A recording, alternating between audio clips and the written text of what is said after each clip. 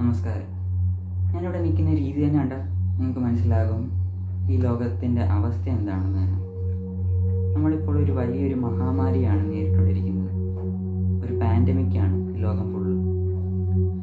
നമുക്കറിയാം, ഇന്ത്യ 21 ദിവസത്തെ ലോക്ക്ഡൗൺ ആണ് പ്രഖ്യാപിച്ചിരിക്കുന്നത്. നമ്മളതുകൊണ്ട് മാക്സിമം അതിനെ സപ്പോർട്ട് ചെയ്യുക, വീട്ടിൽ തന്നെ കഴിയുക.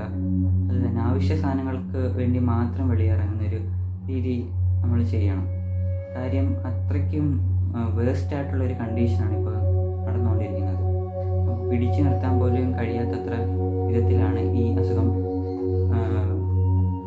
ഉണ്ടായിക്കൊണ്ടിരിക്കുന്നത്.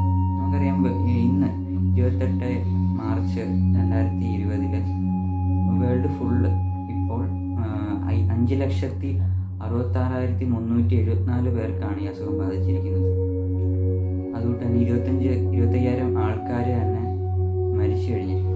ഇത് തന്നെ നമുക്കറിയാം, ഇത്രയും കണ്ടീഷൻ നേരത്തെ ഒരു പ്ലേഗ് അതുകൊണ്ടുള്ള അവസ്ഥയിലേ വന്നിട്ടുള്ളൂ. അതുകൊണ്ട് നമ്മൾ എപ്പോഴും നമ്മുടെ ശുചിത്വം അത് നമ്മൾ പാലിക്കണം. അതുകൊണ്ട് തന്നെ വെളിയിൽ അങ്ങനെ ഇറങ്ങാതിരിക്കുക മാക്സിമം. അതുകൊണ്ട് തന്നെ യു എസ് നമുക്കറിയാം, ഒരു വലിയൊരു രാജ്യമാണ്. ആ രാജ്യത്തിന് പോലും ഇത് പിടിച്ചു നിർത്താൻ കഴിയുന്നില്ല. അവിടെയാണ് ഇവിടുത്തെ ഒരു പോരായ്മ നമുക്ക് കാണാൻ കഴിയുന്നത്. അവിടെ ഇപ്പോൾ 85,000-ഓളം ആൾക്കാർക്ക് ഇത് ഉണ്ടായിട്ടുണ്ട്. ഇറ്റലിയാണ് തൊട്ട് പറയാനുള്ളത്. അത് നേരത്തെ ഉണ്ടായിട്ടുണ്ട്. 3 ദിവസം മുമ്പ് 25-ാം തീയതി ഈ US ഇതിനകത്ത് വന്നിട്ടില്ലായിരുന്നു. ഈ കണക്കിൽ ഇത്രയൊന്നും ഉണ്ടായിട്ടില്ലായിരുന്നു. 25-ാം തീയതി നമ്മുടെ വേൾഡ് ഹെൽത്ത് ഓർഗനൈസേഷൻ തന്നെ പറഞ്ഞിരുന്നു, ഇനി അടുത്ത ഒരു രാജ്യം ഇത് അനുഭവിക്കുന്നത് US ആയിരിക്കുമെന്ന് പറഞ്ഞിരുന്നു. എന്നിട്ടും അവർ അത്രയും പ്രിക്കോഷൻസ് ഒന്നും ചെയ്തെന്നല്ല, അവർ അത്രയും അവയർനെസ് ഉണ്ടായിട്ടില്ലായിരുന്നു. പക്ഷേ ഇന്ന് 28-ാം തീയതി ആയപ്പോൾ US ആണ് ഏറ്റവും കൂടുതൽ ഇത് അഫക്റ്റഡ് ആയിട്ടുള്ള ഒരു രാജ്യം. അതുകൊണ്ടാണ് നമ്മുടെ ഇന്ത്യ തന്നെ 21 മാത്രം നമ്മൾ പാലിക്കരുത്. അങ്ങോട്ട് നമ്മളെപ്പോഴും ഇത് പാലിക്കണം, വ്യക്തി ശുചിത്വം പാലിക്കണം. അതുകൊണ്ട് നമ്മൾ മാക്സിമം സപ്പോർട്ട് ചെയ്യുക. ഞാനിന്നിവിടെ ഡിസ്കസ് ചെയ്യാൻ പോകുന്നത് കൊറോണ വൈറസ്. എന്താണ് ഈ കൊറോണ വൈറസ്? നമുക്ക് ഏവർക്കും ഒരു സംശയമുണ്ട്, ഇത് ജീവനുള്ളതാണോ ജീവനില്ലാത്തവരാണോ, ഇത് അത്രയ്ക്ക് നമ്മുടെ പണ്ടത്തെ കൂട്ടുള്ള നിപ്പയെ കൂട്ട് വലിയൊരു വൈറസ് ആണോ എന്നൊക്കെ കുറേ സംശയങ്ങളുണ്ട് ആൾക്കാർക്ക്. എന്താണ് ഈ കൊറോണ വൈറസ്? 2019 ഡിസംബറിലാണ് ചൈനയിൽ കുറേ ആൾക്കാർക്ക്, ഒരു വുഹാൻ എന്ന് പറഞ്ഞൊരു നഗരത്തിൽ കുറേ ആൾക്കാർക്ക് പനി ഉണ്ടായിട്ട് ഹോസ്പിറ്റലിൽ അഡ്മിറ്റ് ചെയ്തു. അങ്ങനെ അവർ ചെക്ക് ചെയ്തപ്പോൾ ഇതൊരു ന്യൂമോണിയ കൂട്ടുള്ളൊരു കേസാണ്. അവർ പിന്നെ വീണ്ടും അത് ടെസ്റ്റ് ചെയ്തപ്പോഴാണ് നേരത്തെ 2003 ചൈനയിലുണ്ടായിട്ടുള്ള കൊറോണ വൈറസിൻ്റെ ഒരു ജെനറ്റിക്സിൽ വരുന്ന ജെനറ്റിക് മെറ്റീരിയൽസാണ് ഈ വൈറസിലുണ്ടെന്ന് കണ്ടുപിടിച്ചത്. അതുകൊണ്ടാണ് China novel corona virus, novel എന്ന് വെച്ചാൽ പുതിയതെന്നാണ്, നോവൽ കൊറോണ വൈറസ് എന്ന് ഇതിന് പേരിട്ടത്. നമുക്കറിയാം, കൊറോണ നമ്മൾ നേരത്തെ കേട്ടിട്ടുണ്ട്. കൊറോണ എവിടെ? സൂര്യൻ്റെ അറ്റ്മോസ്ഫിയറാണ് കൊറോണ. ഏകദേശം ഈ വൈറസിനെ കാണുമ്പോൾ തന്നെ നമുക്ക് മനസ്സിലാവും, ഒരു സൂര്യൻ്റെ ഒരു പ്രതീതിയോട്ടാണ് കാണപ്പെടുന്നത്. പക്ഷേ ഈ കൊറോണ എന്ന് വെച്ചാൽ ഒരു ലാറ്റിൻ വേർഡാണ്. അതിൻ്റെ അർത്ഥം എന്ന് വെച്ചാൽ എന്തുവാണ്? ക്രൗണാണ്. അന്നേരം കാണുമ്പോഴേ അറിയാം, ഒരു ക്രൗൺ ഷേപ്പിലാണ് കാണപ്പെടുന്നത്. അതുകൊണ്ടാണ് ഇനി കൊറോണ എന്ന് പേര് വന്നത്. പിന്നെ അന്ന് ആ വുഹാൻ സിറ്റിയിലാണ് ഇത് ആദ്യമായിട്ട് ഉണ്ടായിട്ടുള്ളത്. പിന്നെ അവിടെ നിന്നാണ് ഇത് ലോകം ഫുള്ള് വ്യാപിച്ചിരിക്കുന്നത്.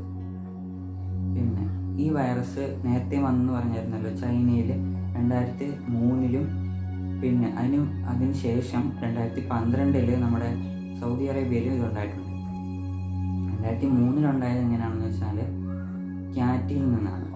ക്യാറ്റ് എന്ന് വെച്ചാൽ സിവറ്റ് ക്യാറ്റുണ്ട്, പൂച്ചയിൽ നിന്നാണ് 2003 ചൈനയിൽ തന്നെ കൊറോണ വൈറസ് ആദ്യമായിട്ടുണ്ടായത്. അവിടെ ഉണ്ടായ കൊറോണ വൈറസ് എന്ന് വെച്ചാൽ മൃഗങ്ങളിൽ നിന്നും മൃഗങ്ങളിലേക്ക് മാത്രമാണ് അത് പടർന്നിരുന്നത്. പിന്നെ അതിന് കണ്ടുപിടിക്കുകയും ചെയ്തിരുന്നു അത് ക്യാറ്റിൽ നിന്നാണെന്ന്.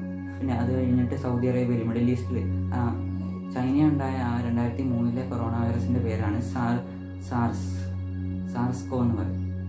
എന്ന് വെച്ചാൽ സിവിയർ അക്യൂട്ട് റെസ്പിറേറ്ററി സിൻഡ്രോം. അതാണ് സാർസ്.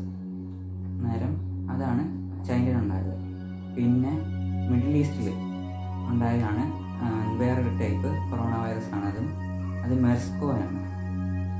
മിഡിൽ ഈസ്റ്റിൽ നിന്നാണ് അതിൻ്റെ നെയിം വരുന്നത്, മിഡിൽ ഈസ്റ്റ് റെസ്പിറേറ്ററി സിൻഡ്രോം. അത് വന്നതെന്ന് വെച്ചാൽ ക്യാമലിൽ നിന്നാണ്.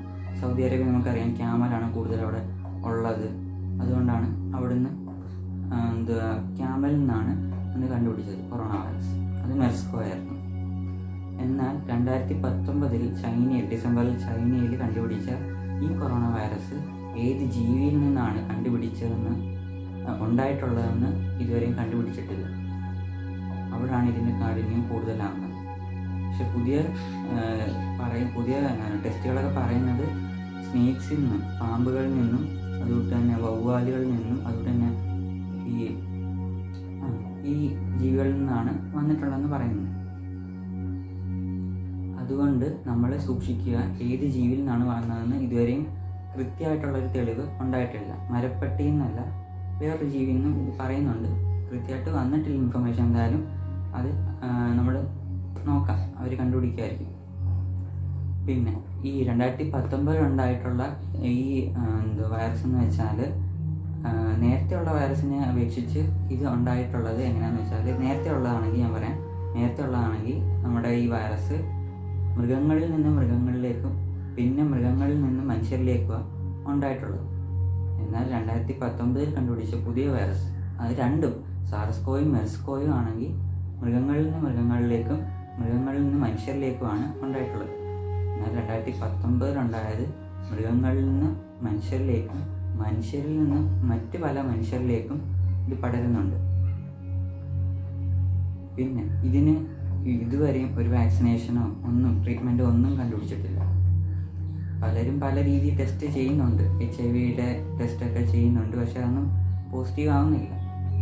അതുകൊണ്ട് ഇപ്പോഴും ജനങ്ങൾ അത് സയൻറ്റിസ്റ്റ് കണ്ടുപിടിച്ചുകൊണ്ടിരിക്കുന്നതേ ഉള്ളൂ. അതുകൊണ്ട് നമ്മൾ പരമാവധി സൂക്ഷിക്കുക, എന്തു വന്നാലും നമ്മൾ കരുതലോടെ ഇരിക്കുക. പിന്നെ ഈ വൈറസ് നമ്മൾ നേരത്തെ പറഞ്ഞിട്ടുണ്ട്, നിപ്പയും കേരളത്തിൽ അഫക്റ്റ് ആയിട്ടുള്ള ഒരു വൈറസായിരുന്നു. നിപ്പ എങ്ങനെയാണ്? നിപ്പ എന്ന് വെച്ചാൽ ഈ കൊറോണ കൂട്ടുള്ള വൈറസ് കൂട്ടല്ല. കൊറോണയ്ക്കാണെങ്കിൽ ഈ സ്പ്രെഡ് ആവാനുള്ള ശേഷി കൂടുതലാണ്.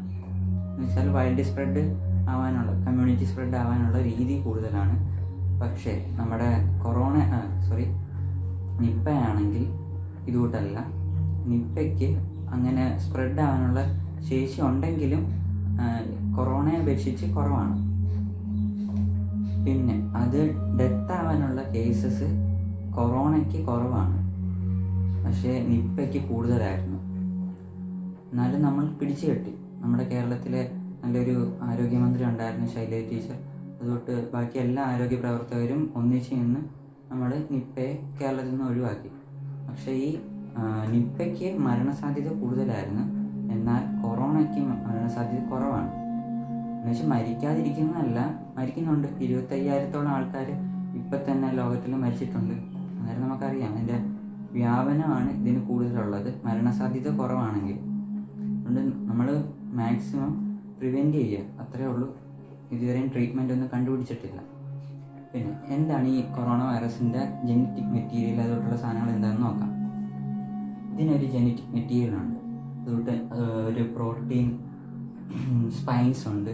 ഈ സ്പൈൻസാണിത്, പ്രോട്ടീൻ സ്പൈൻസ്. പിന്നെ അതിനൊരു കോട്ടുണ്ട്.